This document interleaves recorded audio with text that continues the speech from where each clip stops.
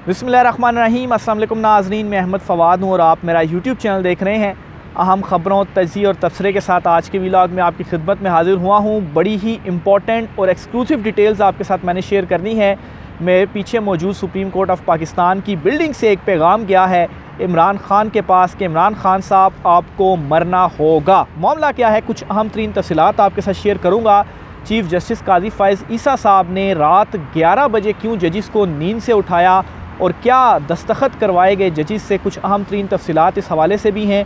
Supreme court of Pakistan में जो एक तकसीम है, जो जजिस में आपस में रस्सा कशी है, इसमें मज़ीद चीफ़ जस्टिस काजी फ़ाइज़ ईसा की जानिब से भी जो रिएक्शन है वो सामने आया है। कुछ आम तरीन तफसीलात इससे हवाले से भी आपके साथ शेयर करनी है। और ख़ास तौर पर आज भुट्टो फांसी का जो केस था, जो रेफरेंस था सदारती, वो सुप्रीम कोर्ट ऑफ पाकिस्तान में आज लगा। 9 रुकनी बेंच ने उसकी समाअत की। इस समाअत में भी मेरी कुछ ऑब्जर्वेशंस हैं। पूरे केस की समाअत तो आपने तफसीलात आप तक पहुंच गई होंगी, लेकिन कुछ अहम ऑब्जर्वेशंस हैं वो मैं आपके साथ शेयर करूंगा। सबसे पहले आगाज़ इसी से करता हूं जी कि जो भुट्टो फांसी का case supreme court of Pakistan में चला है। अच्छा, इसका बैकग्राउंड आपको बताता चलूं कि असल में ये केस हाई कोर्ट ने फांसी का हुक्म दिया था, सुप्रीम कोर्ट में चैलेंज हुआ था। सुप्रीम कोर्ट ने फिर उसको बरकरार रखा था फांसी के हुक्म को। फिर उसके बाद उसके ऊपर नज़रसानी जो हुई थी, उस नज़रसानी में भी ये बरकरार ही रहा था। यानी कि जो भुट्टो फांसी का केस था वो सुप्रीम कोर्ट के बाद तो जाहिर सी बात है कोई फ़ोरम नहीं होता कि आप इसके बाद भी कहीं पर अप्लाई कर सकें। क्योंकि हाई कोर्ट से तो आप सुप्रीम कोर्ट में आ सकते हैं, फिर अपील में या नज़रसानी में आ सकते हैं। लेकिन ये हो गया था डिसाइड के माफ़ कीजिएगा, भुट्टो की फांसी का जो हुक्म है वो हो गया था। लेकिन फिर उसके बाद क्या हुआ, 2011 में आसिफ जरदारी ने यहाँ पर जो रेफरेंस है वो भेजा और उसके ऊपर आगे जो समाअत है वो चली। लेकिन आज की समाअत का जब आगाज़ ही हुआ तो चीफ़ जस्टिस काजी फ़ाइज़ ईसा साहब ने ये कहा कि ये जो 9 रुकनी बेंच उन्होंने बनाया है, इस बेंच में 2 सीनियर जो जजेस हैं उन्होंने ख़ुद चूँकि इनकार किया, इस वजह से उनको शामिल नहीं किया गया। हालांकि कोई सवाल नहीं पूछा गया था कि उस जज को क्यों नहीं शामिल किया, उस जज को क्यों शामिल जो है वो नहीं किया गया। लेकिन चूँकि सुप्रीम कोर्ट ऑफ पाकिस्तान में जो तकसीम है और ज़ाहिर सी बात है अब तो ओपन सीक्रेट हैं ये सारी चीज़ें, तो दबाव है और सवालात भी पूछे जा रहे थे। ख़ास तौर पर जस्टिस इजाज़ुल एहसन का जो एक लेटर सामने आया था कि जो बेंच है वो किस तरीके से आपने बनाया। तो फिर उसके बाद क्या हुआ कि उस दबाव या प्रेशर की वजह से ही ज़ाहिर सी बात है वो चीज़ें थी जहन में, जिसके बाद ये एक्सप्लेनेशन जो है वो चीफ़ जस्टिस काजी फ़ाइज़ ईसा साहब को देनी पड़ी और उन्होंने कहा जी कि इस वजह से उनको शामिल नहीं किया गया। तो बहरहाल ये 9 रुकनी बेंच था जिसने आज इस केस की जो समाअत है वो की है। इसमें जो खुलासा है केस का वो मैं आपको बताता चलूँ कि मुआवनीन मुकर्रर किए गए हैं। 9 मुआवनीन मुकर्रर किए गए हैं कि वो अदालत को आकर असिस्ट करेंगे इस केस के हवाले से। लेकिन इसमें सबसे इम्पॉर्टेंट मोर इस पूरे केस में तब जाकर आता है कि जब जस्टिस मंसूर अली शाह साहब ने ये अपने सवालात उठाए कि केस का फ़ैसला तो हो चुका, सुप्रीम कोर्ट फ़ैसला दे चुकी, जो नज़रसानी थी वो भी सारा हो चुका, तो अब दोबारा ये रेफरेंस भेज कर और ये कैसे इसके ऊपर जो समाअत है वो हो सकती है। क्योंकि अगर जो रेफरेंस है इस तरह से एक्सेप्ट कर लिया जाए तो फिर तो कोई भी सुप्रीम कोर्ट के बेशुमार फ़ैसले हैं उनके ऊपर कोई रेफरेंस आ जाएगा और फिर सुप्रीम कोर्ट दोबारा से उनकी जो समाअत है वो करने लग पड़ेगा। एग्जैक्ट जो उनके रिमार्क्स हैं, जो सवालात हैं, वो मैं आपके सामने रखता हूँ कि उन्होंने क्या जो है सवालात उठाए। अच्छा, दूसरी नज़रसानी के सुप्रीम कोर्ट पाकिस्तान में कोई गुंजाइश नहीं है, क्योंकि बिल्कुल एक फ़ैसला आता है केस का, उसके ऊपर नज़रसानी की जा सकती है। नज़रसानी भी गई तो उसके बाद ये तो नहीं होता कि दोबारा से आप दूसरी नज़रसानी कर दें। तो इसमें उन्होंने कहा कि दूसरी नज़रसानी की तो कोई गुंजाइश नहीं है। फिर इसके अलावा क्या कल कोई फ़रीक आकर पुराना मुकदमा निकलवा सकता है, ये बहुत अहम सवाल है। क्या हम आर्टिकल 186 के तहत किसी अदालती फ़ैसले को देख सकते हैं? सवाल ये है कि कानूनी सवाल है क्या कल सदर मुमलिकत ये रेफरेंस भेज सकते हैं कि तमाम पुराने फ़ैसलों को दोबारा लिखा जाए? पूरा रेफरेंस तो टीवी इंटरव्यू के गिर्द घूमता है। तो ये सवाल था जो कि जस्टिस मंसूर अली शाह की जानिब से उठाया गया। लेकिन इसके बावजूद भी सुप्रीम कोर्ट ऑफ पाकिस्तान ने ये जो केस है वो लगाया हुआ है और सोशल मीडिया के ऊपर भी इसका रिएक्शन जो है वो आ रहा था। बहुत सारे लोगों ने इसके ऊपर रिएक्शन दिया कि काजी साहब जो मेन चीज़ है इस वक्त जो मुल्क में हो रहा है, इंतखाबात आप देखें, और इसके अलावा जो पाकिस्तान तहरीक इंसाफ के साथ हो रहा है, जो ख़वातीन के साथ पाकिस्तान तहरीक इंसाफ के साथ हो रहा है, इंसानी हकूक़ की खिलाफ वर्जियाँ, तो उसके ऊपर चीफ़ जस्टिस काजी फ़ाइज़ ईसा साहब जो है वो क्यों नहीं कुछ कहते, बजाय इसके कि ये वाले जो केस हैं वो लगा रहे हैं और अपना चूँकि उन्होंने एक एक्टिविटी और ध्यान बंधाए रखना है तो वो ये वाले जो केसेस हैं वो लगा लेते हैं। ठीक है, ये केस जो है वो भी इसको भी सुनना चाहिए, सारी मामला ठीक है, लेकिन यहाँ पर सवाल ये उठता है कि अगर ये केस का फ़ैसला भुट्टो साहब के हक़ में आ जाता है तो क्या फिर जो है वो इमरान ख़ान को भी मरना पड़ेगा और तब जाकर इस अदालत से इमरान ख़ान साहब को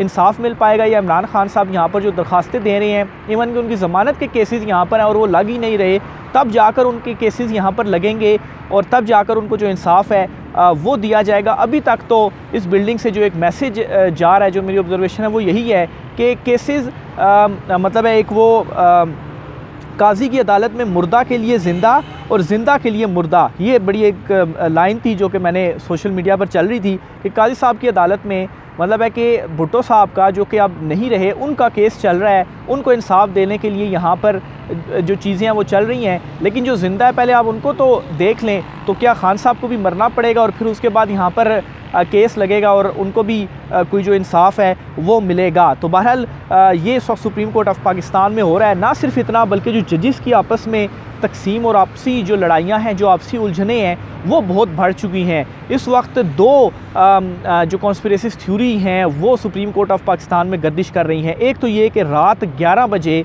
उस वक्त छुट्टी हो जाती है, जजेस भी चले जाते हैं, सुप्रीम जुडिशल कौंसिल का जो इजलास है वो बुलाया गया, रात को 11 बजे जो सिग्नेचर्स हैं या उनको जो आगाह है वो किया गया। तो ऐसी क्या इमरजेंसी थी कि रात को 11 बजे इजलास बुलाया गया, और फिर इजलास बुलाया भी कब, 14 तारीख को, जो जस्टिस मुज़ाहिर अकबर नकवी वाला मामला है वो उसमें चल रहा है कि वो अब जज रहेंगे सुप्रीम कोर्ट के या नहीं रहेंगे, और 15 तारीख को उनकी जो आइनी दरखास्तें हैं सुप्रीम कोर्ट ऑफ पाकिस्तान में वो समाअत के लिए मुकर्रर हैं। तो इतनी जल्दी क्या थी, 14 को ही कर दिया, पहले दरखास्तें सुन लेते, बाद में भी वो मैटर चलाया जा सकता था। इस पर पहली तो कॉन्स्पिरेसी थ्योरी ये है जी कि चीफ़ जस्टिस काजी फ़ाइज़ ईसा साहब जो हैं वो बहुत ज़्यादा गुस्से में हैं। जो जस्टिस जाजुल एहसन साहब ने एक ख़त लिखा और उसमें उन्होंने एक्सपोज कर दिया कि बेंचेस कैसे बन रहे हैं और उनसे पूछा नहीं जा रहा, उनको वैल्यू नहीं किया जा रहा, काजी फ़ाइज़ ईसा साहब अपनी जो मर्ज़ी है वही कर रहे हैं। तो उसके बाद ये जो स्टेप है वो लिया गया, और चूँकि मुज़ाहिर नकवी जो हैं वो उस दूसरे ग्रुप से मुबैना तौर पर ताल्लुक़ रखते हैं, तो उनके ख़िलाफ़ ही जो मैटर चल रहा है इसको उन्होंने इस अगले साल का जो सूरज है वो नहीं देख पाएंगे सुप्रीम कोर्ट में जस्टिस मुज़ाहिर नकवी, शायद इस वजह से ये लिया गया है, और ये अब कहा जा रहा है कि उनको फ़ारिग जो है वो कर दिया जाएगा। तो एक तो ये है। दूसरे नंबर पर जो जस्टिस सरदार तारिक मसूद के ख़िलाफ़ एक शिकायत कुनिंदा थी आमना, अच्छा, उन्होंने वफाकी मुहतसिब में एक जो दरख्वास्त है वो दी है, और उस दरख्वास्त में उन्होंने बताया जी कि उनके साथ कैसे जो सलूक है वो किया गया। तो क्या उनके अगेंस्ट कार्रवाई करने के लिए भी हो सकता है कि ये जो इजलास है वो बुलाया गया हो। अब इसमें तो उनकी पहले मैं जो शिकायत आपके सामने रखना चलूँ ताकि आपको अंडरस्टैंडिंग हो सके। अच्छा, इसमें जी सुप्रीम कोर्ट जुडिशल कौंसिल के कुछ अरकान ने मुझे हरासा किया। कौन अरकान होते हैं? चीफ़ जस्टिस होते हैं और हाई कोर्ट के चीफ़ जस्टिस जो हैं वो होते हैं। तो ये उन्होंने कहा आमनान साहिबा ने, जिन्होंने जस्टिस सरदार तारिक मसूद के ख़िलाफ़ दरख्वास्त दी थी, शिकायत की थी और फिर वो मुस्तरद हो गई थी। बहरहाल 16 जून 2023 को जस्टिस सरदार तारिक मसूद के ख़िलाफ़ शिकायत दर्ज कराई। 20 नवंबर 2023 को सुप्रीम जुडिशल कौंसिल ने मुझे तलब किया। सुप्रीम जुडिशल कौंसिल के 2 सीनियर मेंबरान ने बदतमीज़ी की और हरासा किया। तो ये सुप्रीम जुडिशल कौंसिल के मेंबरान के ऊपर इल्ज़ाम आयद कर दिया गया है। सुप्रीम जुडिशल कौंसिल ने शिकायत ऐसे निपटाई जैसे ज़ाती मफाद हो। जस्टिस सरदार तारिक मसूद की ईमा पर मुझसे ऐसा रवैया अपनाया गया जैसे कोई दुश्मन हो। चीफ़ जस्टिस काजी फ़ाइज़ ईसा के रवैये से ऐसा लगा जैसे इनके ख़िलाफ़ शिकायत हो। मेरे मामले में जज ने अपने हल्फ की खिलाफ वर्जी की। सुप्रीम जुडिशल कौंसिल में जो रवैया अपनाया गया कानूनी तौर पर नाकाबिले कबूल है। तो ये पूरी एक चार्जशीट जो है वो उन्होंने लगा दी है आमना साहिबा ने। अच्छा, तजलील आमेज़ रवैये की वजह से कौंसिल में ख़ुद को गैर महफूज समझा। सुप्रीम जुडिशल कौंसिल में मेरी शिकायत पर कोई बात नहीं हुई, जुमले कसे गए।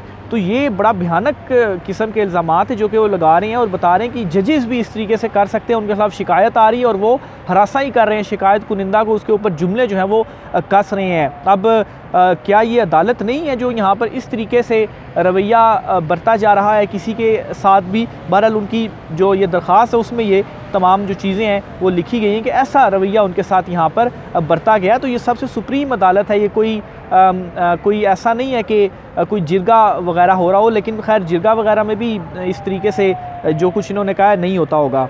अच्छा, वो कह रही जी ख़ुद को गैर महफूज मैंने समझा, सुप्रीम जुडिशल कौंसिल मेरी शिकायत पर कोई बात नहीं हुई बल्कि जुमले कसे गए, कहा गया बीबी हम आपको वहाँ भेजेंगे जहाँ से आप वापस ना आ सकें, यानी कि धमकियाँ दी गई।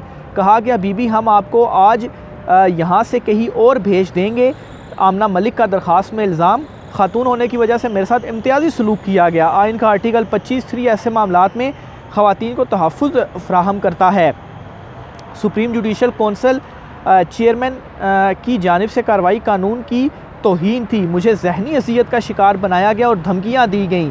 जस्म ज़ाहिर अकबर नकवी के ख़िलाफ़ शिकायत कुनिंदा को तो हाई टी भी पेश की गई। अब ये जो बात इन्होंने कही कि जस्म ज़ाहिर के ख़िलाफ़ जो शिकायत कुनिंदा था उसको हाई टी पेश की गई और उनके ख़िलाफ़ कार्रवाई आगे चली, लेकिन सरदार तारिक मसूद के ख़िलाफ़ जो शिकायत थी तो मेरे साथ ये रवैया रखा गया। तो इसमें भी आप वो वाला एलिमेंट दोबारा से आ जाता है कि जो तकसीम है, जो दो ग्रुप्स हैं, तो काजी साहब ने के ग्रुप से ताल्लुक़ रखने वाले जस्टिस सरदार जो हैं उनको तो बचा लिया गया, लेकिन जस्टिस मुज़ाहिर नकवी जो कि दूसरे ग्रुप से थे उनके ख़िलाफ़ कार्रवाई हुई। तो इसमें ये बात का जो मतलब है वो निकलता है जी।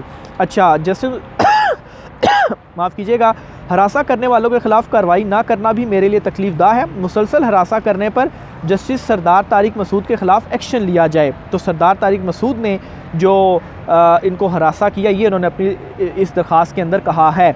अच्छा, जो मैंने कहा रात को 11 बजे कौंसल का इजलास बुलाया गया, उस पर ये 2 सीनियर कोर्ट रिपोर्टर्स हैं, उनकी मैं ट्वीट आपके सामने रखता हूँ। पहले तो मोहसिन है, उन्होंने लिखा है जी कि ज़राए के मुताबिक सुप्रीम जुडिशल कौंसिल के 14 दिसंबर को होने वाले इजलास से मुतल्लिक रात 11 बजे जजिस को नोटिस मौसूल कराए गए। क्या चल रहा है भाई, रात को 11 बजे मौसूल करवाए गए। ज़ाहिर सी बात है जजिस चले जाते हैं, उस टाइम सो रहे होंगे, लेकिन मौसूल करवाए गए। तो मौसूल करवाने का मतलब जी आप सिग्नेचर कर दें कि ये जो है वो फिर कौंसल का इजलास हो, लेकिन ना भी सिग्नेचर करें, उनको नोटिस जो है वो मौसूल करा दिए। बहरहाल फिर इसी के ऊपर वसीम मलिक साहब लिखते हैं जी कि सुप्रीम कोर्ट और सुप्रीम जुडिशल कौंसिल जैसे मोजिस और बड़े फोरम्स पर भी लाकानूनियत और अदम इंसाफ की इंतहा देखिए कि एक तरफ जस्टिस ज़ाहिर नकवी की आइनी दरख्वास्तें 15 दिसंबर को समाअत के लिए मुकर्रर हैं, तो 14 दिसंबर को सुप्रीम जुडिशल कौंसिल का इजलास बुलाने का मकसद क्या है, वो भी रात 11 बजे जजिस को नोटिस मौसूल करवा कर। तो 2 इसकी जो कॉन्स्पिरेसी थ्योरीज़ हैं वो मैंने आपके सामने रखी। या तो आमना मलिक साहब के ख़िलाफ़ उधर कार्रवाई होगी तो बुलाया गया,